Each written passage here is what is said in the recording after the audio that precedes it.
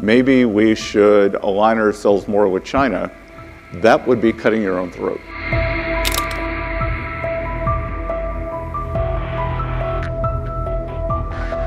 As I've repeatedly said, and President Trump has been saying it for years, China is the most imbalanced economy in the history of the modern world, and they are the biggest source of the U.S. trade problems.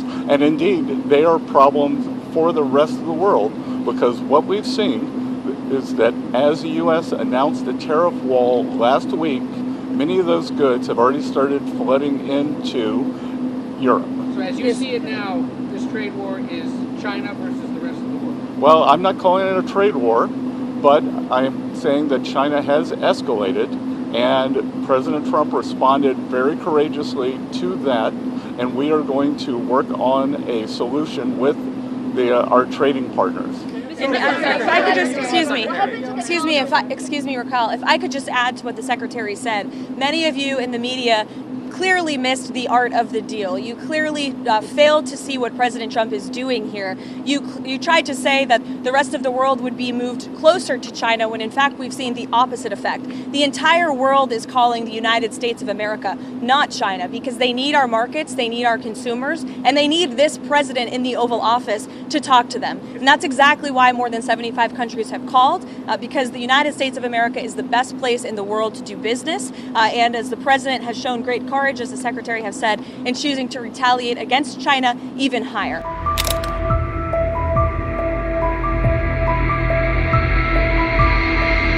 No, again, President Trump created maximum negotiating leverage for himself, and which tariffs went into effect 15 hours ago. The ones that we have lowered went into effect a week ago, they were announced a week ago, and we have just been overwhelmed by the response from mostly our allies who want to come and negotiate in good faith. So we are expecting them to come with their best deal.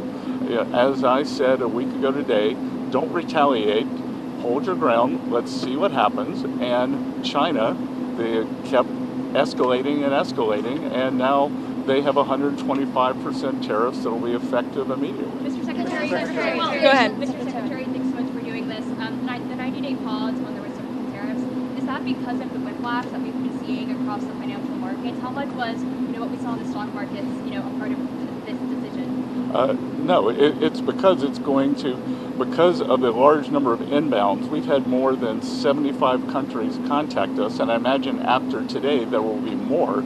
So it is just a processing problem. Each one of these solutions is going to be bespoke.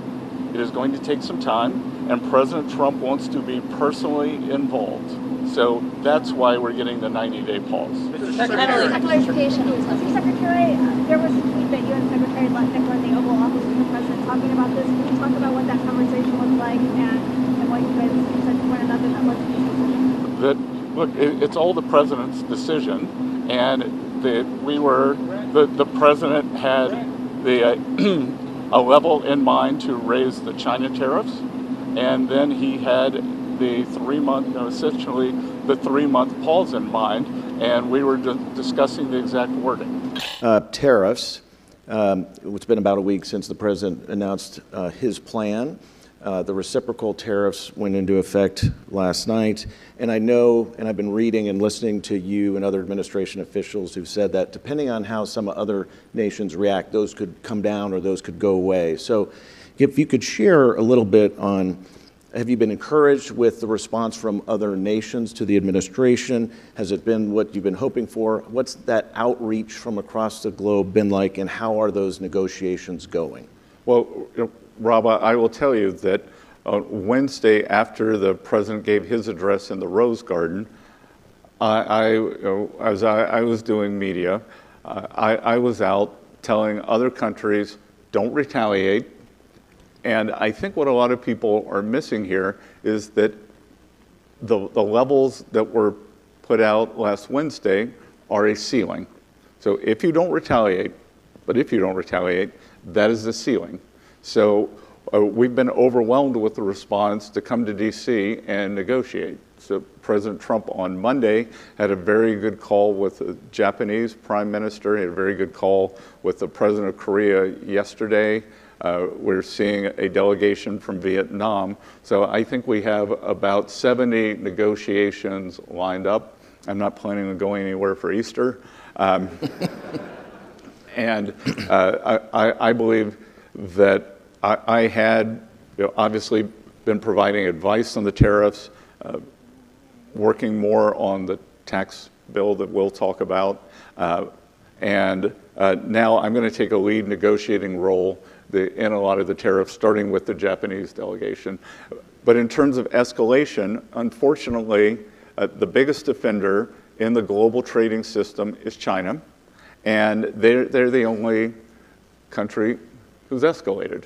And I can tell the rest of the world that I'm not sure whether it was the Prime Minister or the Economic Minister in Spain made some comments this morning, oh, well, maybe we should align ourselves more with China.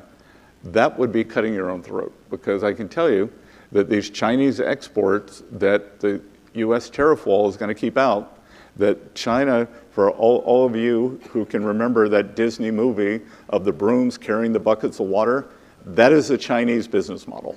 It never stops. They just keep producing and producing and dumping, and it's going somewhere.